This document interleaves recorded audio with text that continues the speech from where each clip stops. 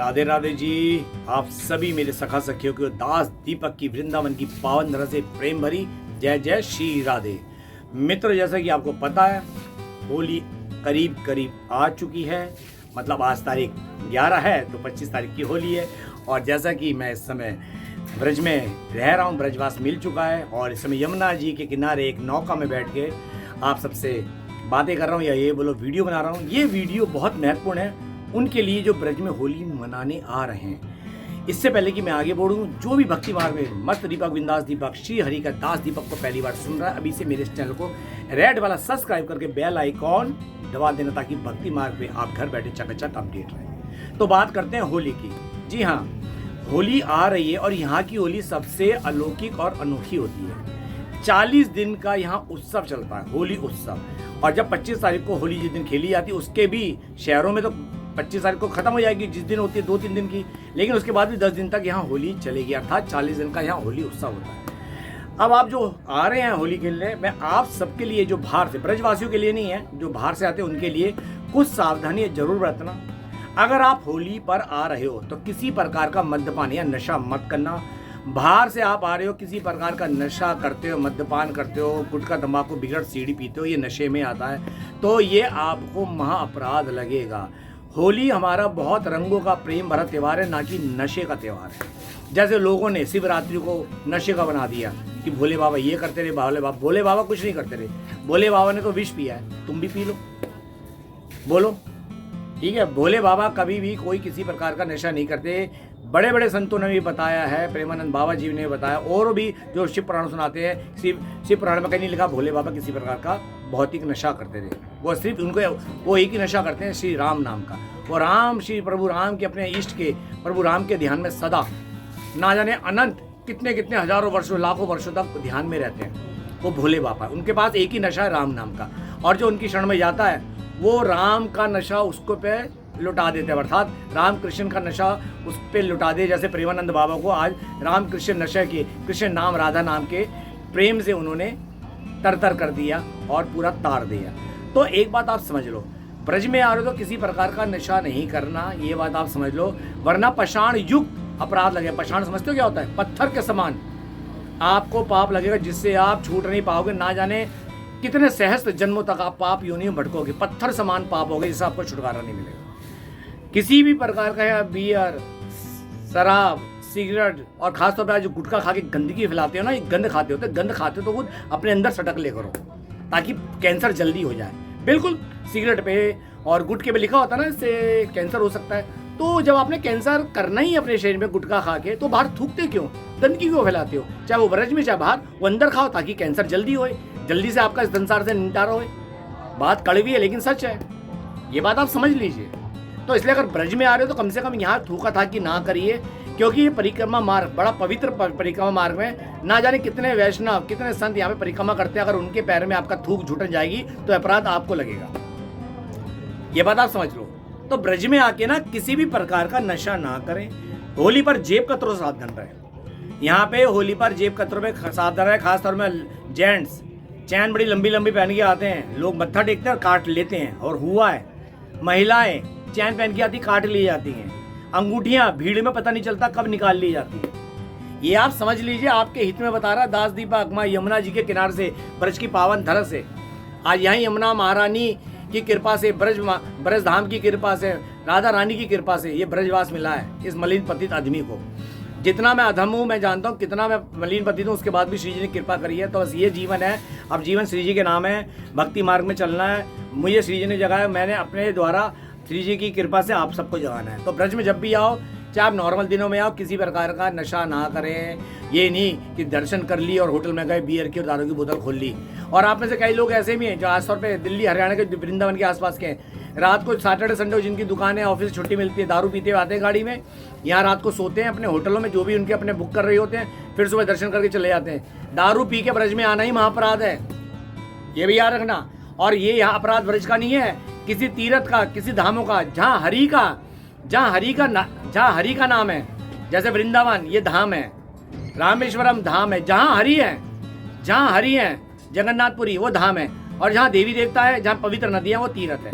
जहाँ तीर्थ में जाओ तो धाम में जाओ। अगर नशा करोगे या नशा वहाँ करके जाओगे तो महाअपराध मिलेगा। और धाम में आगे, वो भी ब्रज में आगे, ये तो जागृत धाम है, यहाँ नित्य रास चलता है। चाहे परले भी आ जाए तब भी नित्य रास कहते हैं, नित्य मतलब सदैव हर पल हर क्षण यहाँ रास चलता है, तो महाअपराध लगता है, ये बात आप समझ लो। तो ब्रज में आके मैं खासतौर पर महिलाओं को बोलूँगा, देखिए मेरा किससे बैर नहीं है, मेरे घर में भी माता बहनें हैं, उनको ही समझाता हूँ, आपको ही बोल रहा हूँ। और ये मैं मोटी एक बात क्लियर बोलता हूँ, ये बात क्लियर कर दूँ, मैं कभी स्त्री भी रहा हूँ, कभी महिला पुरुष भी नहीं है।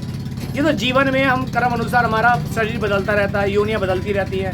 मानव देह में भी कभी मैं पुरुष रहा हूँ, कभी स्त्री रहा हूँ, कभी किन्नर रहा हूँ, सब कुछ हुआ है। तो मैं इतना ही बोलना चाहूँगा, ब्रज कोई फैशन स्थल नहीं है। जितना हो सके जब भी आप धाम में किसी मंदिर में जाओ, बाल बंधे होने चाहिए। आप जब भी आओ बाल बंधे होने चाहिए, ये बात आप समझ लो, ठीक है। देखिए संत भी कहते हैं स्त्री को बाल खोलने का अधिकार कहाँ होता है, या तो शोक में या फिर अपने कक्ष में पति के समक्ष होने का। लेकिन बाल खोल के चलना अपशगुन माना जाता है घर परिवार में भी। आपका हितैषी हूँ, मानना ना मानना आपके ऊपर है। तो जब भी धाम में आओ चुटिया होनी चाहिए, बाल बंधे होनी चाहिए, ठीक है, ये बात आप समझ लीजिए। और पुरुष जो आप ये निक्कर हाफा पहन के फिरते हो, वैसे कहते हैं ये बरमुडा, ये कोई भाई कोई पार्क नहीं है, ये कोई कम्युनिटी सेंटर नहीं है, ये कोई सरकारी पार्क नहीं है, या कोई ऐसी सड़क नहीं है, गार्डन जो आप हाफ निक्कर पहन के घूम रहे हो। फुल आप अपना लोअर पहनो, फुल जीन्स पहनो, अपने ट्राउज़र पहनो। यहाँ फैशन का मैटर नहीं है, तरीके से आओ, धाम की गरिमा बनाए रखो। तो इसलिए जो भी होली पर आ रहा है, कृपया कोई किसी प्रकार का नशा करके ना आए, ना यहाँ नशा करे। और एक बात बताऊँ, धाम से जाने के बाद भी आप कहते हैं चलो रास्ते में कर लो, तब भी नशा मत करना। आपके धाम के पैर सीधा आपके घर में पहुँचने चाहिए, किसी के घर मत जाओ, वो पैर लेके सीधा अपने घर जाओ, क्योंकि धाम की मिट्टी वहाँ तक पहुँचती है।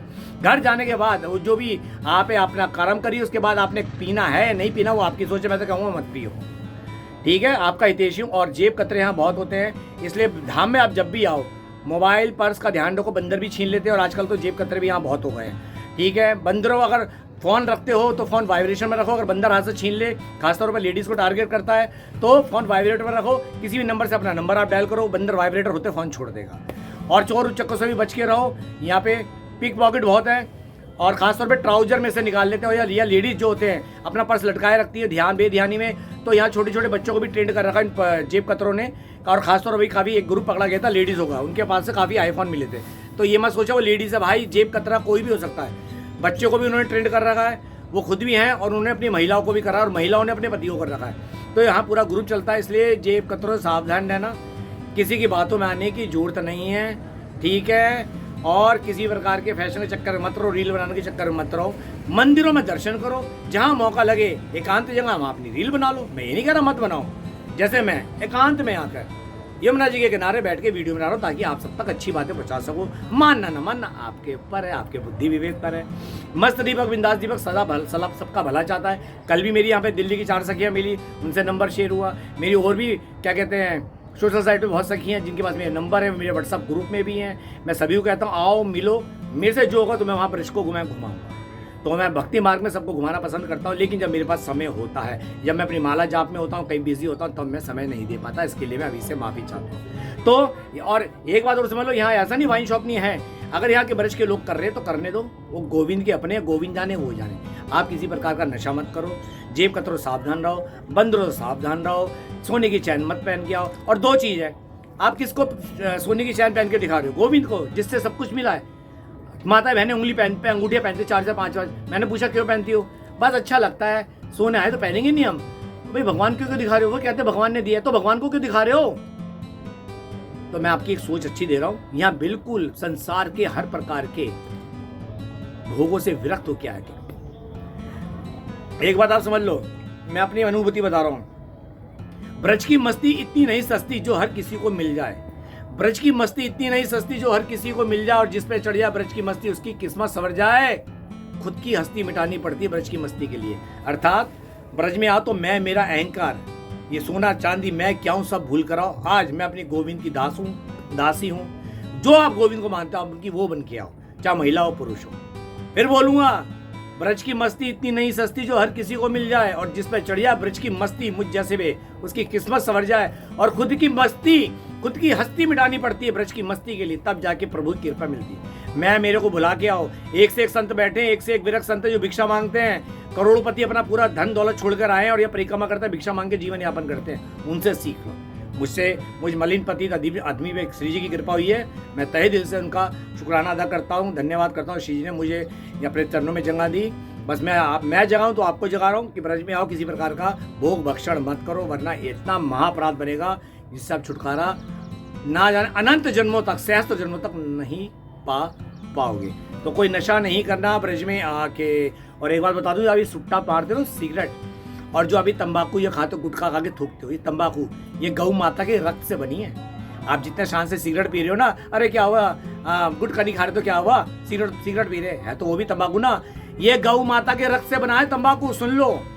और जो भी तंबाकू का सेवन करता है, गौ माता हत्या का वध समान अपराध लगता है। ये जो शान से सिगरेट पी रहे हो तुम बैठे बैठे, और ब्रज में आके जो गोविंद की प्यारी गौ माता, ठीक है, किसकी प्यारी, गोविंद की इष्ट गौ माता, सब देवी देवता को इष्ट, हम सबकी इष्ट गौ माता, ये उसके रक्त से बना। तो यहाँ के अगर सिगरेट कर पियोगे, यहाँ के गुटखा चबाओगे, गंदगी फैलाओगे तो महाअपराध लगेगा। पाषाण युग, पाषाण मतलब पत्थर के समान, जो छूट नहीं पाओगे जिससे।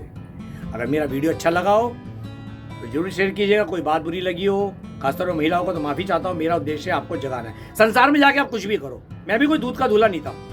हर इंसान है, भोगों से ग्रस्त होता है। इस संसार में कोई दूध का दूल्हा नहीं है, लेकिन ब्रज में आओ तो 1 दिन के लिए आओ, 2 दिन के लिए आओ, गोविंद के बन के आओ। और ब्रज में आकर तो मन ऐसा, मेरा मन शांत हुआ है, तो अब तो वृंदावन के सिवा कुछ दिखाई नहीं देता, राधे राधे के सिवा कुछ सुनाई नहीं देता।